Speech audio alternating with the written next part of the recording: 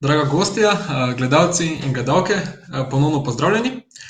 Upam, da me vidite in jasno slišite. Torej, želim vam dobrodošlico v novi epizodi serije Popotniški snap. Torej, sem moderator Tilen Nipič in vas bom danes skupaj z novo gostjo popeljal po oddaji. Kot že veste, ta dogodek organizira Popotniško združenje Slovenije. Torej, na kratko, mi smo združenje, ki pomaga razvijati in s tem spodbujati tako mladinski kot tudi trajnostni turizem. Eden izmed projektov, ki jih izvajamo, in to še posebej za ta mlade, je tudi spletna popotniška revija Globetrotter, kjer naši prostovoljci in gosti v tej oddaji z vami delijo svoje popotniške utrinke, nasvete, prigode, spoznanja in tako dalje. Torej, če vas zanimajo te zgodbe, ne oklevajte in le prelistite kakšen članek. Ne smem pa pozabiti omeniti, da ta dogodek podpira tudi partnerska organizacija Mladi Maribor. Za tiste, ki ste danes z nami, naj povem, da se bomo skupaj podali po poteh najlepših, najslikovitejših trekkingov in podvigov naše avanturistične prostovoljkinje, ki se nam že lepo smehlja na ekranih. To je Petra Marinč, tako da Petra, pozdravljena, dobrodošla v naši oddaji. Lep dober večer vsem skupaj. Kaj nam nameravaš specifično predstaviti glede trekkingov, destinacije in tako naprej? Ja, kot je že Tilen uvodoma omenil, bom predstavila svoje najljubše trekkinge od najkrajšega do najdaljšega. Danes bom govorila o trekkingih na vulkane. Ob vsakem trekkingu bom tudi omenila na kratko, kako so potekale predpriprave na te trekkinge, kaj je potrebno vzeti s seboj na trekking. Prva dva trekkinga sta enodnevna trekkinga, tako da bom pri opisu teh malo bolj pohitela, ker nas čaka še kar nekaj ostalega materiala, pa da nam ne zmanjka časa. Ampak nič skrbeti, vse pomembno bom povedala.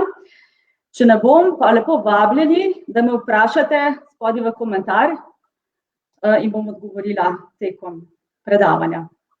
Tako, kot je Petra povedala, ja, svobodno postavljate vprašanja, na katera bomo odgovarjali tekom predavanja, dogodka in tudi na koncu. Tako da, ja. Mislim pa, da je najbolje, da začnemo kar s ta prvim, oziroma ta najkrajšim trekkingom. Tako, popejmo na potep. Vsi vidite? Jaz vidim, to je super. Super. Prvi trekking je bil trekking v Tongariru Alpine Crossing, Tongariru parku in velja za najlepši trek na Novi Zelandiji. Je najbolj priljubljen enodnevni trek. Med samim pohodom se sprehajaš po črni vulkanski pokrajini. Trek je dolg cirka 20 kilometrov. A se ga brez problema opravi v enem dnevu, tudi vodiča za ta trek ne rabiš, jaz sem ga opravila v solo varianti. In sicer na treku je prvi del, se pokrajina rahlo dviguje, tako navzgor, potem pa v nadaljevanju po kakšni uri treka se strmo vzpnemo in pridemo na krater. In iz kraterja se potem vidi tale črna vulkanska pokrajina se naokrog. Najbolj aktiven del parka je tale rdeči krater in sicer oblika je tako malo zanimiva, da se bom malo pohecala, no nekatere spominja na ženski spolni organ. In tole smo potem že na vrhu kraterja. V ozadju je lepo vidna tudi gora Pogube, če je kdo gledal film Gospodar prstanov, je to del, kjer se trilogija zaključi. In zakaj v bistvu vsi pridemo na ta enodnevni trek? Zaradi tega krasnega razgleda. Poleg tistega rdečega kraterja, ki ste ga malo prej videli, je to en krasen razgled na turkizna jezerca, ki so zelo velika. Tlele vidite ljudi, kako so majhni v primerjavi z njimi. Zdaj, jezerca smrdijo po žveplu, pač to so vulkani in to morate vzeti za kup. Mene sicer to ne moti, nekatere pa. Trekking ni toliko zahteven, začneš ga nekje na 1000 metrih nadmorske višine. Najvišja točka, kjer je rdeči krater, je nekje 1900. Tako da, kar se višine tiče, se pravim, brez problema. Je pa zelo mrzlo na tem trekkingu. Jaz sem bila tu v mesecu maju, ko je v Novi Zelandiji, ko je že jesen, in me je zelo napihalo, tako da nujno kapa, rokavice, bunda, vetroka ni dovolj. Potem, če gre malo naprej, ko se spuščamo proti jezercem, gremo še mimo enega modrega jezera in potem v bistvu tole še pogled nazaj. Proti rdečemu kraterju. Tako, proti rdečemu kraterju, proti gori Pogube. Tule hodimo še kakšno uro in potem še zadnji del tega. Ja. Torej, gora Pogube je najvišji vrh tega parka? Ja, v bistvu, ja.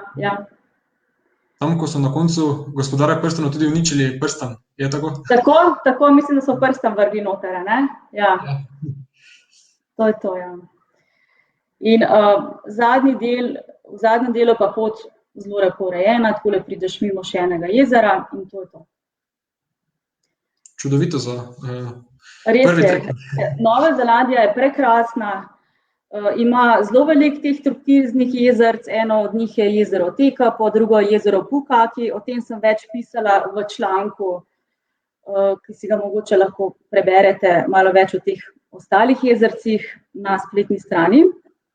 Jaz bi šla pa kar naprej, na naslednji trekking, na naslednji vulkan in sicer zdajle gremo pa v Tanzanijo. In sicer na Old Donjo Lengai. Tale vulkan je pa višji, to je že 3000-ak, je najvišji aktivni vulkan Tanzanije. Ta vulkan je tudi zelo zanimiv, zakaj? Ker je edini na svetu, ki bruha lavo, ki je v bistvu bele barve. Zakaj pa bele barve? Ne vem, pač taka lava je zdaj, jaz sem laika, ne, in ne razumem tega dobro, ampak pač taka belkasta barva in tudi ni tako zelo vroča, ne pravijo v bistvu hladna lava, čeprav je še vedno vroča. In če gledate ta vulkan, takole zdaj se vidi, ne, kot da je na vrhu sneg, to ni sneg, to je pač ta lava. Vulkan je izredno aktiven. To je tudi nevaren za vzpon. Ja, zelo je nevaren. V bistvu 3 tedne, preden smo medve šle na ta vulkan, je vulkan bruhal lavo, ne. Tako da pač ne veš, ne, kaj bo, ko greš nanj, malo je adrenalinsko. Začneš na 1000 metrov nadmorske višine, torej najvišji vrh je 3000. Gre za enodnevni trekking, kar pomeni, da narediš 4000 metrov višince. Če primerjamo s Triglavom, če greš na Triglav enem dnevu, je to 2900 metrov, je ta vulkan zelo zahteven. Moraš biti zelo fit, vulkan je tudi zelo strm in zaradi te lave je tudi zelo težko hoditi, ne, tako narediš 2 koraka naprej, pa enega nazaj, ne, ker te malo zavira ta lava, ker se zelo vdira. Ampak jaz pa kolegica Maja, ki smo to obiskale, so imeli enega super vodiča, ki je v bistvu bil zelo zabaven in nam celo pot popestril. Tako da smo brez probleme to turo opravili v 11 urah, gor in dol. Zakaj je bil ta vodič toliko zabaven? V bistvu, ko smo po 4 urah tega trekinga imeli malico, je ta najin vodič kar lepo zaspal in zasmrčal. Ne, za kakšne pol ure, tako da smo ga v bistvu še zbujali, ne, ker se hoteli čim prej priti na vrh. Poleg tega je pa ta naš vodič imel še neke druge težave, ne, očitno je jedel fižol, pa je celo pot tako konkretno pardel, ne, tako da je bila to ena izmed najbolj v bistvu smešnih dogodivščin, na kjerokoli goro sem šla, ne, mi da se res celo pot toliko presmejale, da se brez problema prišle na ta vulkan v 4 urah, a ne, ponavadi potrebuješ več. To pa je bila storitev popoln. Turistična storitev popoln. Tako. V bistvu, ampak res, vulkan ni za vrtoglave, no res je strm, tudi malo po vseh 4 hodiš in na koncu zagotovo vas bo bolela kolena, ampak da grem jaz samo naprej. Tole je vrh, v bistvu tega je, da greš na sunrise, torej da je zjutraj sončni vzhod, ker so bile midve prehitre, morda se celo bežale temu vodiču, a ne. Za kakšno uro prehitro tudi na vrh prišle, kar ni fino, ker na vrhu zelo piha, a ne. In preden sonce vzide, je malo trajalo, ampak potem, ko je sonce ušlo, ne, takole se pokažejo tele vulkanski stožci. No in to je tale fotografija te lave, ki je bruhala 3 tedne nazaj. V bistvu je bilo to kar 30-40 centimetrov visoko, no. Tako da je zanimivo videti en tak aktiven vulkan in da stojiš na njem, Še to moram povedati, ta vulkan je izredno glasen in izredno ropota. Tako da je res ena taka adrenalinska izkušnja. Tole se pa potem pogledi dol, tule zadnji se vidi Kenija. Če se spomnite tiste moje prve slike, tistega mojega zemljevida, je to čisto blizu na meji s Kenijo. In dol pogledi so pač fenomenalni. Vidim, da so res čudoviti pogledi. Zdaj so se popavili tudi prvi komentarji, ki jih bomo delili. To velja še prej za film Gospodar prstanov. Upam, da ste slišali. Tako da ja. Tole je pa pogled. Ja, ker pride do kemijske reakcije lave z vodo, zato je bela lava. Ker pride do kemijske reakcije, za vidite tukaj. Za nas laike, da smo učili. Tako, evo, super. To je pogled navzdol potem, pač ko smo hodili gor, je bila tema, ne vidiš nič in v bistvu tudi, ko greš dole, ne moraš zelo paziti, kam stopaš, nujno je treba imeti palce, zelo dobre pohodne čevlje. Ja, to sta dve popotnici, izmučeni, po 11 urah treka, ampak veseli, da sta osvojili en aktiven vulkan in da ste doživeli eno prašno pustolovščino.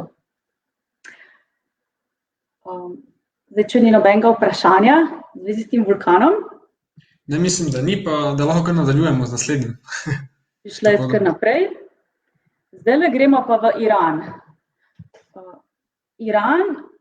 Najvišji vrh Irana je vulkan Damavand.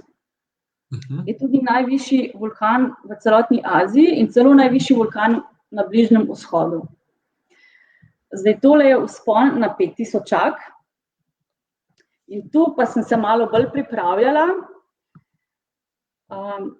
V bistvu, tale trekking je 4-dnevni. Tole je še slika iz Teherana. Teheran je zelo zanimiv, ker je tole gorovje Alborz, kjer se tudi nahaja Damavand. Zelo lepo vidno, Mi smo iz Teherana vozili kakšne 2 uri z manjšim turističnim avtobusom, da smo prišli pod vznožje tega vulkana. In potem smo se presedlali v džipe, to je še ena slika iz Teherana. In smo potem, kako? To je vredno slikano na razglednem stolpu sredi Teherana? To je na razglednem stolpu Teherana. To sliko sem namensko dala zato, da povem, da pač, ko vstopiš v Iran, je nujno, da imajo ženske na glavi ruto, pokrite morajo imeti lase, vrat, dolge hlače in dolge rokave. Potem pa, ko enkrat prestopiš vznožje Damavanda, tega vulkana, je pa potem ruta odveč. Ni je potreba nositi, tam teh pravil nekako več ni. Tako, ker pri nas, ko greš v hribe, pravijo na 1000 evrov, na 1000 metrov ni greha, očitno tudi na Damavandu toliko ne komplicirajo glede tega. Je verjetno preveč naporno tudi, da bi se lahko s takimi stvarmi še ukvarjali sredi. Zelo je naporno. Tale ruta sicer lepo izgleda, ampak ker je bila svilena, mi je non-stop dol lezla. Tule se vidi, sem imela še eno sponkico. To je zelo naporno. Teheran ima tudi 45 stopinj in takole oblečen biti non-stop ni fajn. Moški so pa lahko, ukratki. Ok, pojmo zdaj na Damavand, na vulkan. Prišli smo z džipi na 3000 metrov nadmorske višine do mošeje. Ta mošeja se več ne uporablja v te namene, temveč v namene, da je notri kuhinja in spalni prostori. Zdaj, spali smo vsi v enem prostoru. To izgleda tako, da so po tleh armafleksi, potem pa, ko greš spat, si vzameš še spalno vrečo, ponovadi spiš s kapo na glavi, ker te zebe. Gretja ponovadi v teh kočah ni. Tako da pač dobra spalna vreča priporočljiva, dobra kapa, pa spiš. Tule na desni strani so pa WC-ji. Takole je izgledalo. In če grem naprej. Našo prtljago so nosili osliči. Zdaj to je tako, ti, ko greš na trekking, rabiš 2 ruzaka. Manjši ruzak, ki je 7-kilski, kamor daš te osnovne stvari, 3 litre vode, kar je zelo pomembno, ti moraš zelo veliko piti, da ne pride do višinske bolezni. potem imaš kakšen obliž, kakšno čokolado, medtem ko velik ruzak, kjer imaš stvari za preobleč, še ene pohodne čevlje, spalno vrečo, imaš pa v ta velikem 20-kilskem ruzaku in tega ponavadi nosijo sliči. Kaj pa glede višinske bolezni? Torej, to je zdaj večino pač veliko piti vode, to je ena od teh kako se reče, preventivnih, da se rešiš oziroma obvaruješ. Kaj pa še kakšen nasvet, da se obvarujemo, če slučajno gremo na tako visoke vzpone? Tilen, zelo dobro vprašanje. Zdaj, ko si enkrat že na gori, moraš vsakodnevno spiti zelo veliko vode. Če pa se želiš res dobro pripraviti na tak vzpon, ker to je vseeno 5000-ak, je fino, da obiščeš kakšno višinsko sobo. V Sloveniji imamo višinske sobe v nordijskem centru Planica, pa v šport hotelu Pokljuka. In sama sem obiskala višinsko sobo v šport hotelu Pokljuka in sem šla za eno noč prespati na 3000 metrov. Nekako v tej sobi ustvarijo take pogoje, kot bi bil na gori. Sicer priporočajo, da greš za več dni, da najprej prvo noč spiš na 2400, pa potem na 3000, pa potem naslednjo noč na 3400, tako nekako. Jaz nisem imela toliko časa, pa sem šla kar na 3000 takoj. In zagotovo pomaga tudi, če greš samo za eno noč. Tako da to bi bila tudi ena taka preventivna cilja. Super za naše pohodnike. Dobra ideja. Drugače pa zelo veliko vode treba spiti, sem potem valjda zelo veliko tišči na WC, ampak to je pač treba vzeti v zakup. Takole smo začeli naš pohod, ker je to pač bližnji vzhod, tu če smo na 3000 metrov, je še dosti toplo.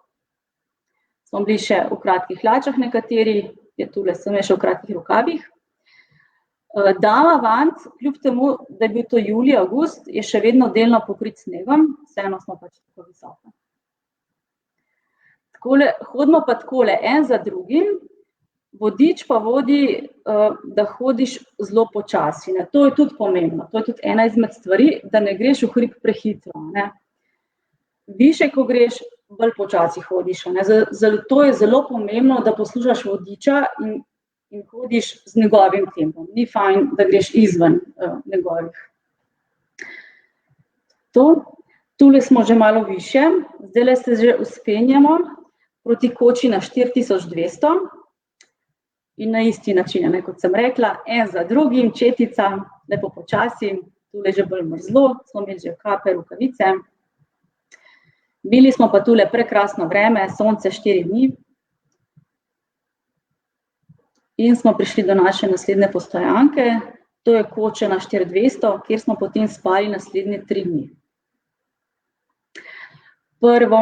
Prvi naslednji dan je bil aklimatizacijski dan, to je spet ena izmed pomembnih stvari, ko greš na take trekinge. Je fino, da se telo aklimatizira na določeni višini. Jaz bi sicer predlagala, da bi se mogoče aklimatizirali že na 3000, ampak tudi tu je bilo v redu. Zdaj, aklimatizacijski dan izgleda tako, da smo se premaknili iz 4200 na 4800, tam posedeli za kakšno uro, 2, se malo še spoznavali in šli potem nazaj. Da se je telo navadilo za naslednji dan, za dan D, ko smo dejansko vstali ob 5 zjutraj in šli do vrha.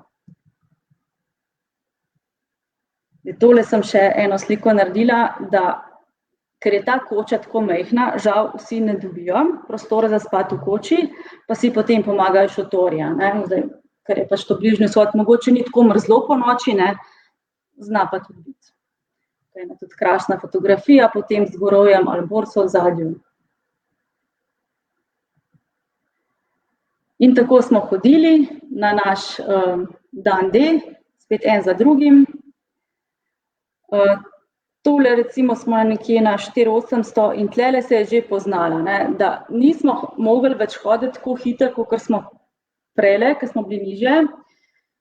Tudi kakšni vzdihi so bili, ne morem več, pa tako, ker pač je naporno. Na taki višini je kisika nekje, ne vem, zelo malo, 60-65% v zraku, in je res, res težko dihati. Tudi lačen nisi več toliko, no? Apetita nimaš več, piti je pa treba, ne? Piti je pa treba, da ni glavobolov. Zdaj, če pride do kakšnega glavobola, meni je pomagal lekadol, kakšnih drugih tablet pa jaz nisem jemala, ker so še kakšne druge, ne, ljudje marsikaj najdejo na internetu. Jaz sem vodo pila, poslušala vodiča in je šlo. Torej, kot si povedala, da više, ko gremo, pač počasneje moramo hoditi, tudi telo, ko se pripravlja na to, oziroma skuša prehoditi v atmosferi, vsak korak 10-krat težje skoraj, ko pa nižina, je tako? Ja. Tako sem rekla, da je treba poslušati vodiča, da je treba hoditi počasi, dejansko više, ker si sploh ne moreš tudi više iti, ne? Ker te res to vse bremza. Tako da, ja.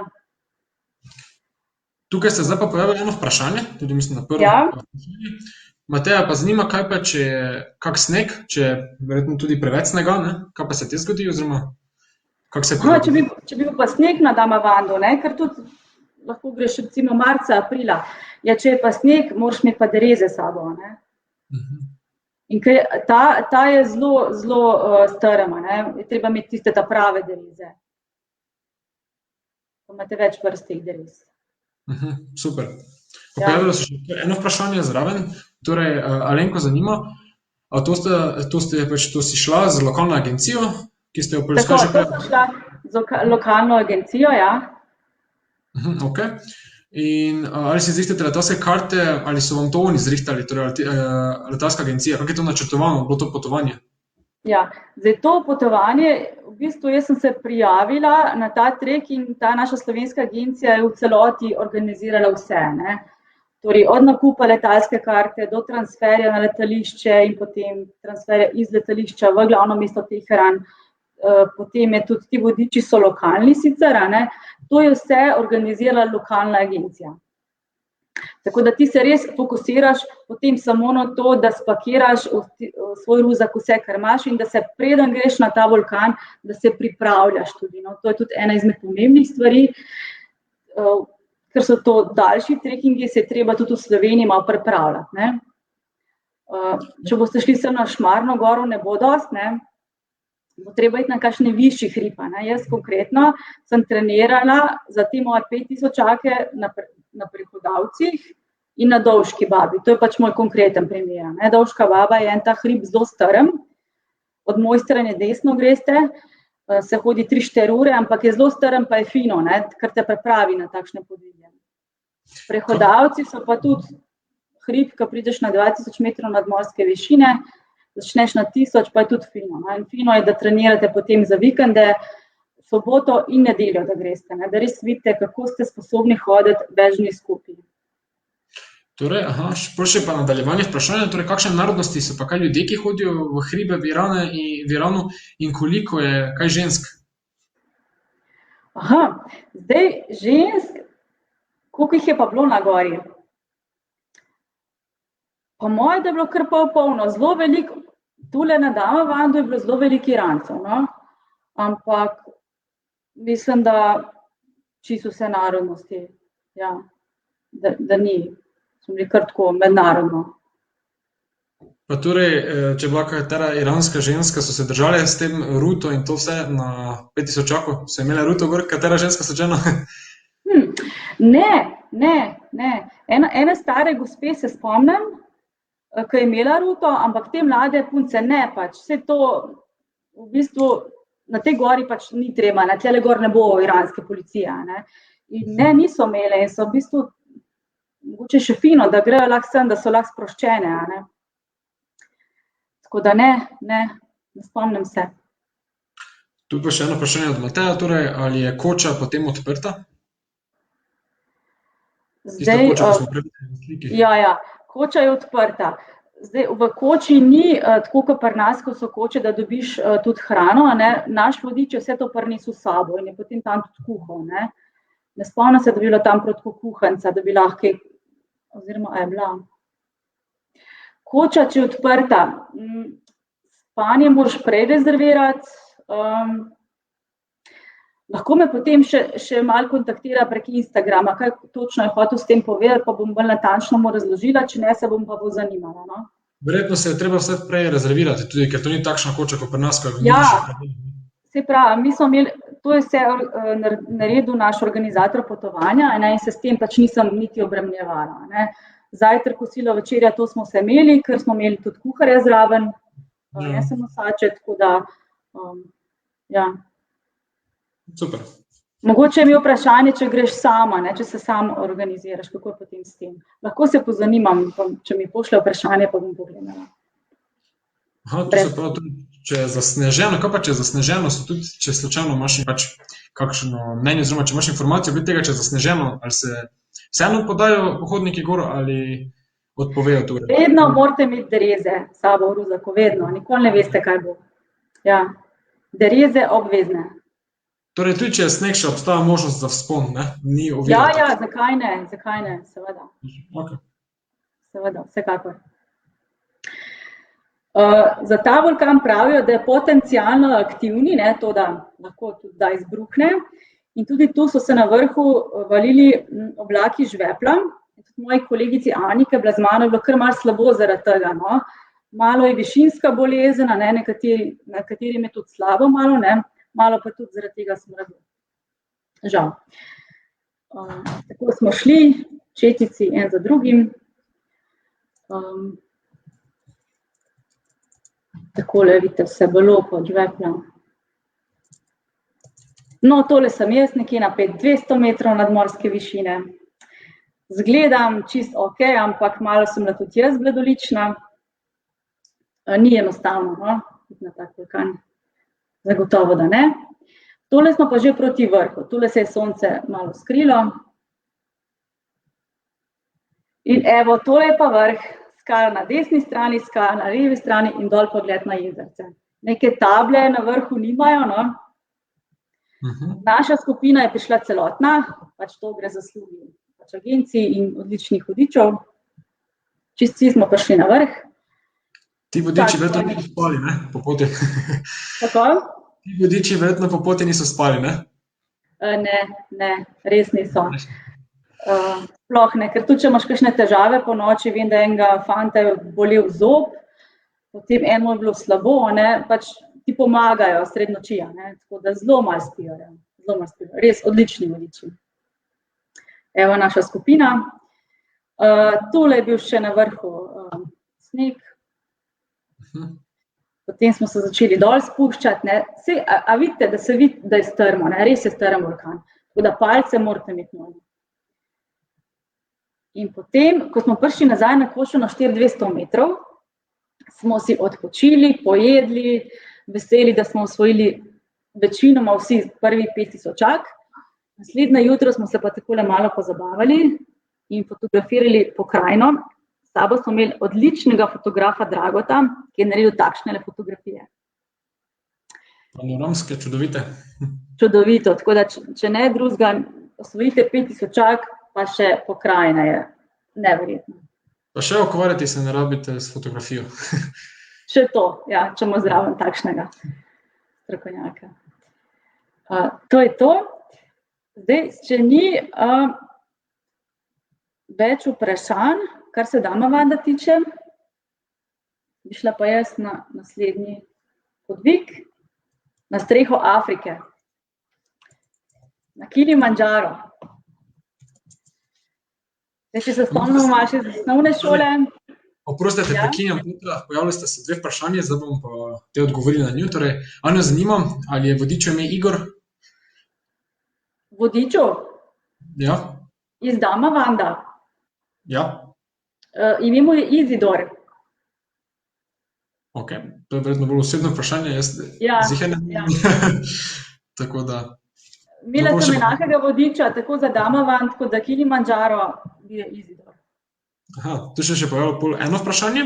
Dušana pa zanima, koliko stane takšna odprava do Damavand, na primer? Ja, mogla bi se malo spomniti, ampak ta odprava sploh ni bila toliko draga.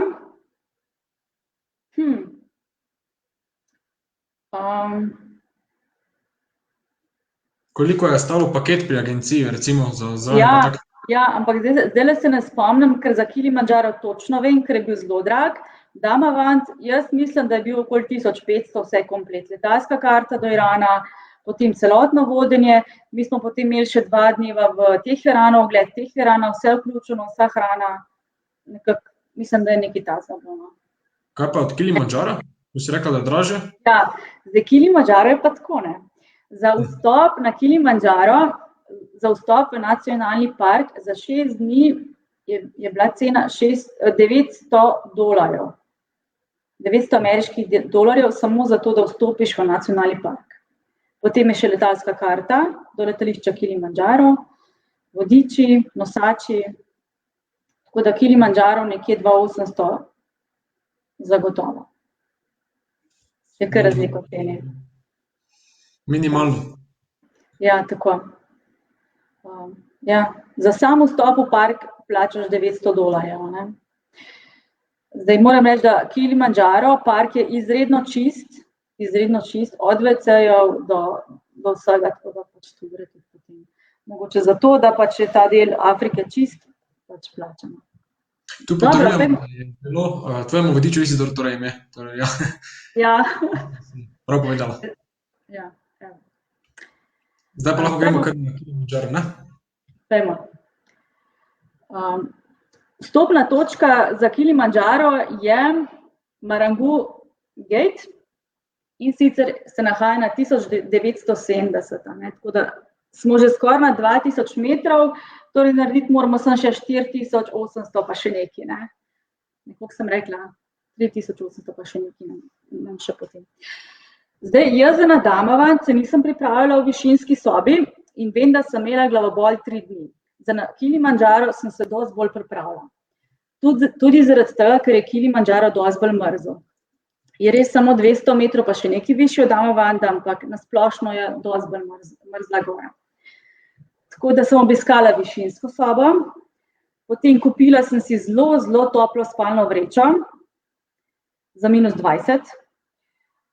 Kupila sem si grelnike za roke in noge. Zdaj, za tiste, ki ne veste, kaj je to izgleda kot malo večji obliž, ki potem v stiku z zrakom pač postane topel in si ga daš znotraj rokavic in znotraj nogavic. Torej, grelniki za roke in noge obvezno. Potem kupila sem si komplet merino perilo, spodnje perilo, rokavice in nogavice, ker pač res vas bo zeblo na Kilimandžaru.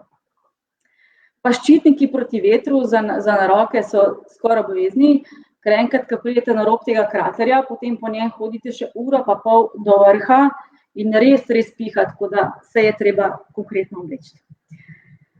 Okej, torej to je ta vstopna točka v Kilimandžaro. Tule pa so napisane ure, koliko časa se približno hodi do vrha.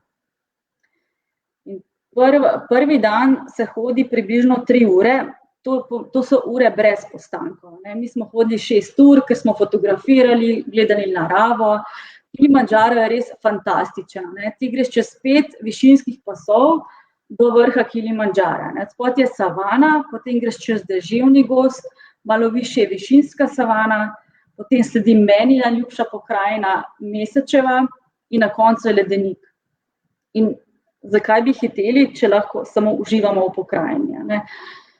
Tako da gremo najprej na 2700, potem na 3700, kasneje na 4700, takole se dvigamo za 1000 metrov, potem pa zadnjo noč pa greš proti vrhu. Najprej do Gilmansponta in potem še na Uhuru Peak. Glede narave in pokrajine si to čudovito opisala v svojem članku, ki ga najdemo na Globetrotterju, tako da za več informacij o tem in teh 5 pasovih pa si lahko preberete ta članek, torej najboljši trekkingi, ne? Mislim pa, da je številka 3 ali 4, najboljši trekking številka 3. Tale je številka 5. Ali številka 5, torej, ja. Tako, Kilimandžaro je številka 5. Torej, pot na Kilimandžaro ni nevarna, saj je v spodnjem delu zelo široka. Tole je deževni gozd in so nas spremljala takole opice. Teh je bilo zelo veliko na poti. Potem prišli smo na 2700 do Mandara Koč. Ta pot, o kateri govorim, je pot, ki se ji reče Coca-Cola pot in je edina pot, ker je možno prenočevanje v kočah. Na ostalih poteh, če boste šli na Kilimandžaro, se spi v šotorih. In mogoče za prvič je pa res fino, da si v koči, da te ne zebe toliko. Tole je bila naša spalnica / kuhinja, torej v zgornjih prostorih so bile spalnice, torej ena spalnica, vsi smo spali v enem prostoru na vrhu, spodaj je bila pa kuhinja. In ta del je še do vstopu, mene vidite, sem v kratkih hlačah, kratkih rokavih, še v nizkih čevljih, toplo je bilo. Takole je pa v koči izgleda, ko so nam pripravili za večerjo in drugi dan za zajtrk. Potem so pa tole take krožne stopnice, greš pa gor, je pa spalnica. Zdaj te bom pa samo prekinil za kratko, Petra, ker se je pojavilo vprašanje. Vprašanje pa je od Klare, ali na te odprave vso opremo vzameš s seboj, torej volnene cunje, palice, bunde in tako dalje, ali kakšno stvar najameš oziroma kupiš na lokaciji?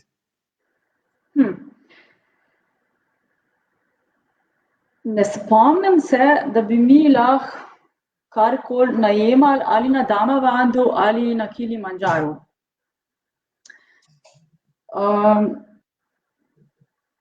Tega se ne spomnim. Jaz sem vse imela s sabo, ker tudi imam vso to opremo.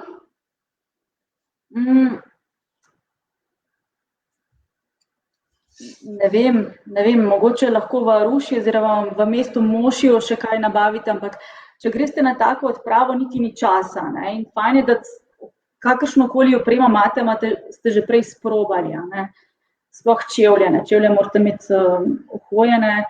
Bunda tudi, da vidite, vas prezebe z njo ali ne. Tako da jaz bi priporočala, da si kar svoje stvari kupite. Če pa se boste odločili, da greste z agencijo, pa mogoče njih vprašati, če se da kaj najeti. Jaz vem, da sem imela vse stvari svoje. Tako da tle ne vem, če sem kaj dosti pomagala s tem odgovorom. Verjetno je možno kupiti samo v okoliških večjih mestih, kar pa je, če imaš tako organizirano odpravo, tudi težje, ne? Ni časa, takrat ni časa, res je, ja. Tako da, ne vem, fino je imeti, tudi še kakšne ekstra rokavice, ker hitro se zgodi, da kje kakšne pozabiš, kvečem več moraš imeti kakšne stvari. No, potem smo šli do koče na 3000 metrov in se ta pokrajina spremeni, tako res je čudovita. To so drevesa na Kilimandžaru, zelo taka zanimiva za ta predel. To je bila koča Horombo na 3700. Zdaj, ta dan nas je prala, ta dan je deževalo in dostikrat, ko greste iz tega deževnega gozda proti tej koči, dežuje. Tako da je fino imeti dežni plašč s sabo, ker če ga nimate, bo težava. Torej, to je tisti dežni plašč, ki celotnega se pokrijete plus še ruzak. Čevlje pa morate imeti tako visoke, nepremočljive. Na Horombo koči smo ostali 2 dni, spet z namenom, da se naslednji dan aklimatiziramo, da privadimo telo na višino. Mi smo tudi tokrat spali v večji koči na desni strani, zdaj pa, če greste romantično na Kilimandžaro s fantom ali punco, so pa takole koče za 2 osebi, da imate malo zasebnosti. Kar je nujno tudi zapovedati, na Kilimandžaru ni možnosti tuširanja, razen tule na Horombo koči, vendar je voda mrzla. Punce pa se nismo hotele tuširati z mrzlo vodo, tako da smo imeli samo take robčke, da smo se malo umili. Tle kakšne hude romantike ni, to je trekking, ki se ve, da si tako prešvican in se stuširaš na koncu, tako, treba se navaditi, se stuširaš potem na koncu, ko priješ v dolino. Saj v ta velikem ruzaku imaš dodatno perilo, da se lahko oblečeš. Naš aklimatizacijski pohod je bil do Zebra Rocks, to so ene zelo zanimive skale, ki izgledajo kot zebre. Tudi ta dan je še vedno deževalo, to sem jaz, s svojim dežnim plaščem in to naš vodič. On pa tako lepo marelico, že navajen tega in jo vedno nosi s sabo. Tule pa gremo že naprej, proti koči Kibo, to je najvišja koča na Kilimandžaru in pokrajina se spet spremeni na tako čudovito. V ozadju vidimo že Kilimandžaro, tule na levi je ledenik. Malo je bilo sonca, malo ni bilo sonca. Tole je naš par, ki je bil z nami v skupini. Zelo pomembno je piti vodo, vidite, da si jo podajate. Tule v zadju pa vidimo WC-je. WC-ji so bili na poti, zelo velikih je bilo, kot sem že rekla, zelo so čisti, res skrbijo za celoten park, ni smeti nikjer. Tole je pa najljubši del na trekkingu in temu se reče Mesečeva pokrajina. Ker dolgo se hodi po tej poti, da se pride do koče Kibo. Koliko pa ste približno hodila po tej poti? Kako dolgo je trajala ta pot, ko se vidi na sliki? Jaz mislim, da kakšne 3 ure zagotovo. To je pa dlje kot. Ja, mogoče, če si nižje, bi jo hitreje naredil tole pot, ampak ker smo pač visoko, še vedno je treba hoditi počasi. Tako da ja. Potem pa že prihajamo proti Kibo koči. Tole je še naš zadnji postanek na višini 4200 metrov. Tule sem imela prvič težave z višinsko boleznijo in sicer kaj se je zgodilo, nisem mogla nič pametnega povedati. Nekako vsak stavek, ki sem ga hotela izoblikovati, se je nekako izmuznil mi. Tako da 1,5 ure je to trajalo, da sem prišla k sebi, potem je bilo pa spet v redu. Ta štos s to višinsko boleznijo je, ker nikoli ne veš, v kakšni obliki bo prišla, kdaj bo prišla, ali v obliki glavobola, ali v obliki težav z govorom, ali v obliki slabosti, pač upaš na najbolje. Ampak potem, čez pol ure sem bila že v redu, tako da sem lahko nadaljevala do te koče na 4700. Na desni strani vidimo pa še en drug vulkanski stožec, namreč Kilimandžaro je sestavljen iz 3 vulkanskih stožcev. Najvišji je Kibo, na katerega smo šli mi. Ostala 2 sta pa Šira in Mavenci. In to je Mavenci, ta je tudi zelo visok, 5100. Sicer, če hodite na njega, mislim, da morate imeti celo plezalne sposobnosti, ne sem da hajkaš. Tole sem še lepo ujela ledenik na Kilimandžaru, seveda sem pozumala, se ga krasno vidi. Tale zemljevid pa kaže, kje smo hodili na vrh gore. In sicer, od Kibo koč smo pričeli 6-urno zelo strmo pot. To je najbolj strm del Kilimandžara. Od Kibo koče pa potem do Gilman's Point 5-6 ur zelo strmo. Ponavadi se pohod prične ob polnoči, da ko priješ na Gilman's Point, priješ na sunrise, torej na sončni vzhod. In je potem od Gilman's Point pa potem do Uhuru Pika, ki je vrh, še kakšna 1,5 ure hoje po kraterju. Tu je pa zelo strmo levo in desno, ponavadi je tlele gor sneg, tako da tudi dereze priporočljive, obvezno. Bil je sneg, tudi malo zaledenelo. Ko enkrat pridete do Gilman's Point in če se počutite še kakorkoli v redu, bolj zagotovo boste prišli tudi do vrha. Ker Gilman's Point je tudi ena taka prelomna točka, ali bo šlo, ali ne bo. Zdaj, ker je bila noč, jaz fotografij nimam, pa tudi, ker smo enkrat prišli na Gilman's Point, tle se pa začne mraz, muka, mogoče ti je malo že slabo, jesti ne moreš, probaš piti, pa tudi piti več ne moreš. Tako da edino fotografijo imam tole na Gilman's točki, pa potem iz vrha. Kot vidite, tle vrh zelo je bilo ledeno, mraz, veter, ampak nam je uspelo vsem. Vsak ima seveda svoje težave, malo smo en drugemu pomagali, kaj dosti pa nismo bili sposobni. Pač vsi smo imeli fokus, da bomo šli do vrha, da bomo prišli do vrha, tudi vodič je bil super.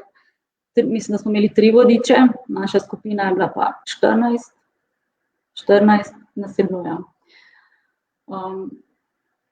Pač kot sem rekla, vsak s svojimi težavami, nekdo ima glavobol, vem, da ena punca je pač bruhala, Ampak to ni bilo tako bruhanje, da bi pač bruhala pol ure skupaj, ne, tako pač malo je bruhano. No. Pač to so napori, to so res napori in pač zdržiš, ne, ker s tem namenom si prišel, da greš do vrha.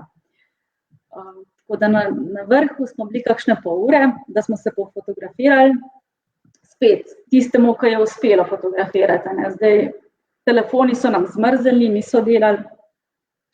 Fotoaparat pa tisti pač, ki je bil pogumen, pa si je upal vse rokavice da dol, pa pritisati na fotoaparat, pač je bil tudi fatan. Jaz nisem sposobna. Tukaj se pravi tudi zdaj komentar o vrhu Kilimandžara, torej, oziroma vprašanje, koliko stopinj pa je bilo na vrhu? Kot vidimo, je vse zalepnilo. Minus 20 zagotovo, minus 20. Ja, ni čudno, so telefoni zmrznili in vse tehnologije. Ja, sej iPhone že tako zmrzne pri 0, ne, ampak ne, to je zmrznilo že prej. Zelo je mraz, zelo, zato sem prej govorila, merino, perilo, grelniki, roke, noge, zelo je bil mraz. Pa je pa tudi tako, ali koliko si kaj, pač imaš srečo, nimaš sreče, ne. Prijateljica, ki je bila 1 leto pred mano, je imela sonce na vrhu, pa ni bilo tako mrazno, ne, pač.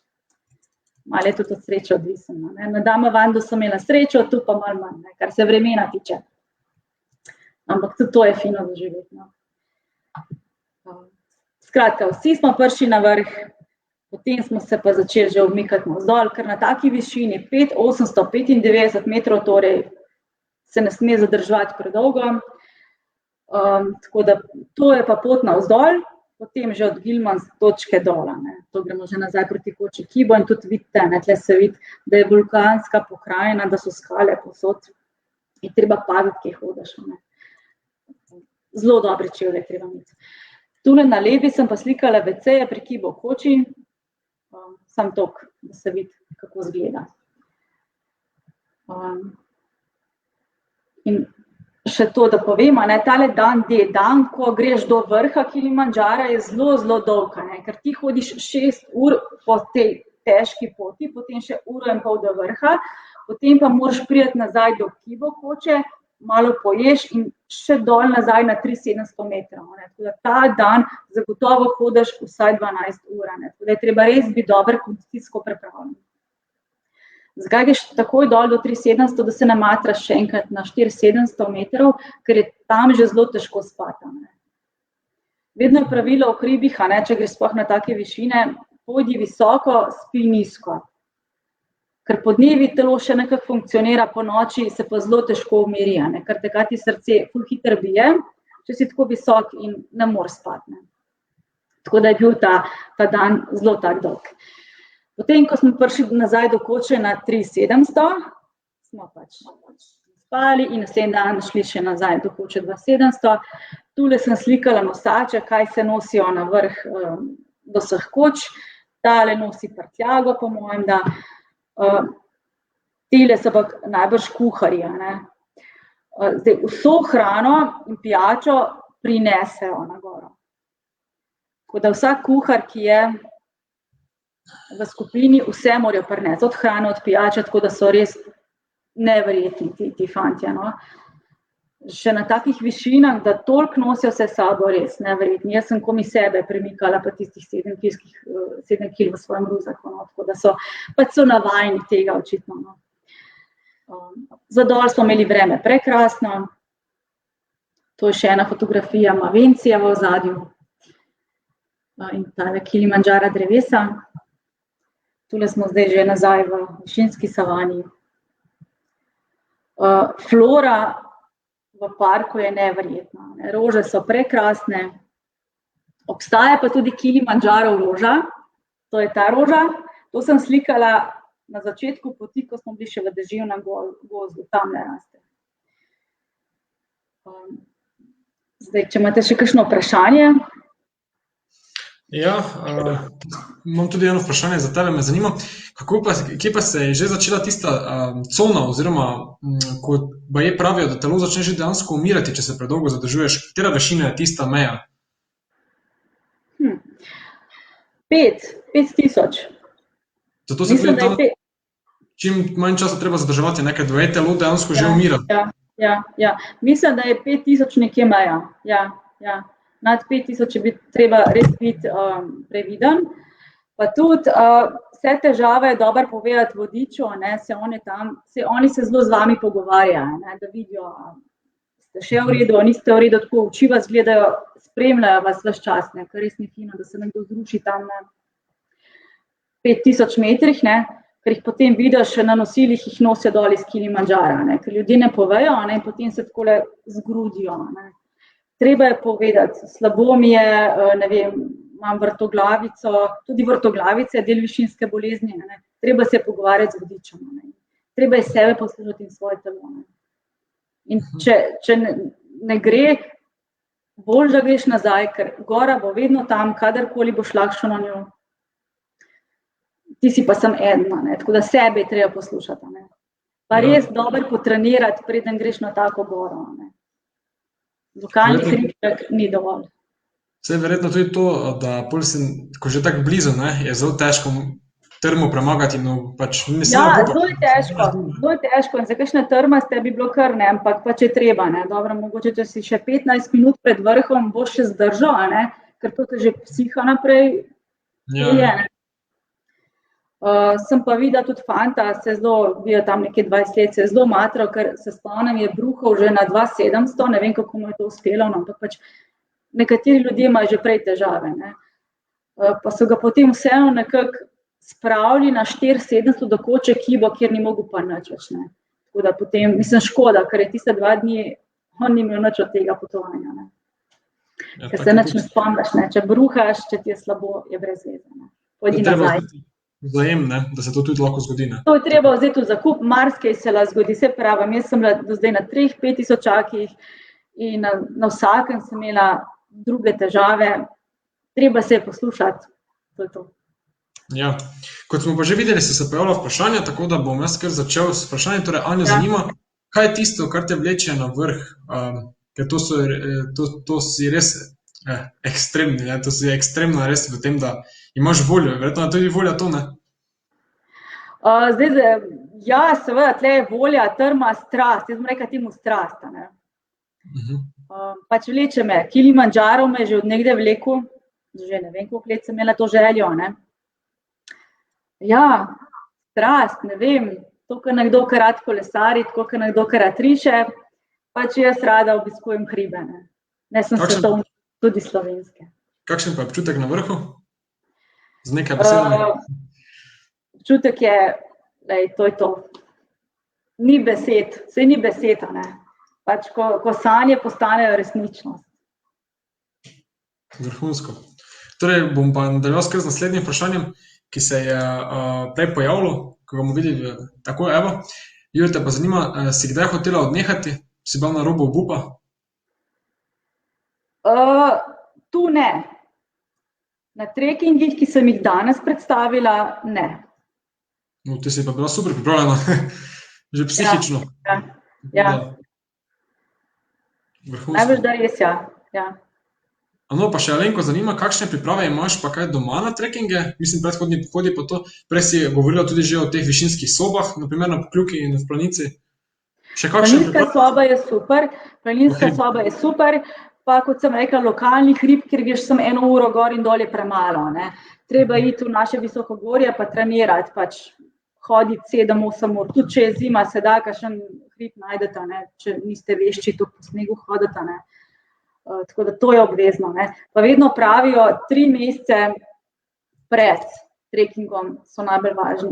Zdaj, če bi se jaz odločila še enkrat na Kilimandžaro januarja, pa sem celo poletje hodila po Julicih, pa zadnje 3 mesece ne bi nič naredila, pol je brez veze. Za zadnje 3 mesece moraš biti pridena, pa trenirati. Ni pa treba pretiravati. Še to, da povem, kakšni se preveč zaženejo, kakšni so res športniki, to na takih višinah ne bo pomagalo, ker je treba iti počasi. Res je treba iti počasi in kakšni kar divjajo tako na vrha. Ne bo se v redu končalo, ker vam bo slabo in še ostale težave bodo prišle. Tako da nek kondicija moraš imeti, ultramaratonc pa ni treba, da si. Tako pravi pregovor, počasi se daleč pride, je tu te zlata vredno. Tlele, Tilan, to si super rekel, v na takšnih višinah je to je to, res. No, tukaj so se še pojavila spet vprašanja, da tako nadaljujemo, Ksenija zanima, če načrtuješ kratkim kakšen trekking in kam, to bomo pa verjetno tudi kasneje. Ja, zdaj je pač bila korona in sem malo čakala, kaj bo, načrtujem, ja. Rada bi šla okoli Mont Blanca, ne vem, če bi šla na vrh Mont Blanca, to še ne vem, to še razmišljam, ampak okoli je en tak čudovit trekking, 11-dnevni, ko greš čez 3 države, torej Švica, Nemčija. To si želim, mogoče bi bilo fajn, da bi šla na Elbrus, a ne? Je tudi spet en 5000-ak, pogovarjali so se s prijateljico o 5000-aku o Araratu, ki se nahaja v Turčiji. Željo imam prehode Tasmanijo, to je otok pod Avstralijo. Veliko teh trekkingov imam še v glavi, ja, tako da. Res pestri podvigi, kako slišim, ne? Tako. Torej bomo nadaljevali še s vprašanji, pojavlja se tudi od Simone, torej upam, da nisem česa zamudila, ampak katere živali srečaš po poti? Katere zanimive vrste si srečala v teh trekkingih? Ja, zdaj na Kilimandžaru te opice smo videli pa nadaleč, mogoče kakšno, zdaj tako bom rekla, no, ta pot je zelo pohodna, ne, in tudi živali ponavadi se tako rade skrijejo, ne, tam, kjer je veliko ljudi, ne. Tako da zdaj razen teh opic se niti ne spomnim, da bi videli tako kakšno žival, kakšne te male smo videli, kaj pa je s tem. Ne spomnim se, da bi veliki živali videli, nismo pa šli še na safari, no, tam smo jih gledali. Ja, Prav na Kilimandžaru, pa da bi zdaj slon tako prišel, pa da bi se z njim fotografirala, to ne. Živali se umaknejo tam, ker je velika količina ljudi. Točno tako, ja. Ja. Pač težko je biti objektiv, že tako, Ja. že napolno, da še pa zdaj živali iščeš, je pa tudi bolj potovanje, bolj v safari, kot si povedala, ne? Naprimer v Afriki. Tako. No, pojavil se še pa tudi en komentar. Za na konec, torej Izidor ti čestita, torej bravo Petra, super, da smo skupaj osvojili Kilimandžaro in Damavand, tako da še z moje strani tudi Hvala, čestita. Izidor, še kdaj. Uspehe, ne? Tako da, zdaj pa, ker smo že prišli do konca naše oddaje, oziroma ni več vprašanj, vam lahko povem, da če ste še radovedni in imate še kakšno idejo, lahko pišete Petri preko njenih kontaktov, oziroma kontakta Instagram naveden v okvirčku spodaj. Torej, Petra, rad bi se ti zahvalil za tvoj trud in da si bila danes z nami. Tvoje bogate dogodivščine so res pravi material za našo oddajo in lahko rečem tudi hrana za pustolovske duše. Neverjetno videti, kaj vse si doživela in koliko fotografij si tudi posnela, kljub vsem naporom. Morda pa lahko poveš še kakšno skrivnost za gledalce za naprej, prihodnje oddaje? Tilen, tudi tebi hvala. Ja, vidimo se še v eni izmed naslednjih oddaj, kjer bom predstavila še drugi del trekkingov. V drugem delu gremo tudi še na en 5000-ak, ta bo zelo zanimiv, ker je 12-dnevni. Vrhunsko. Tako da vas že zdaj vabim. Sledila bosta pa še 2 članka, nadaljevanje trekkingov, številka 6 in številka 7.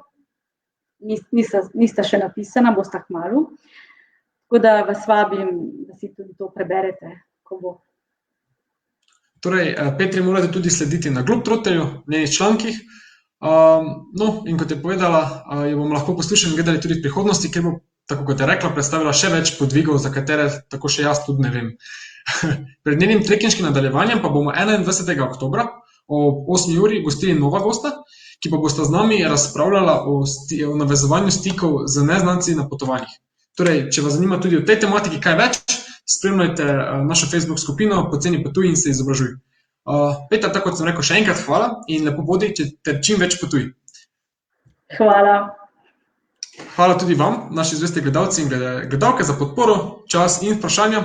Skupaj soustvarjamo popotniški snap v edinstveno spletno oddajo, katera bo gostila še mnogo izkušenih popotnikov in njihovih posluha vrednih potepanj.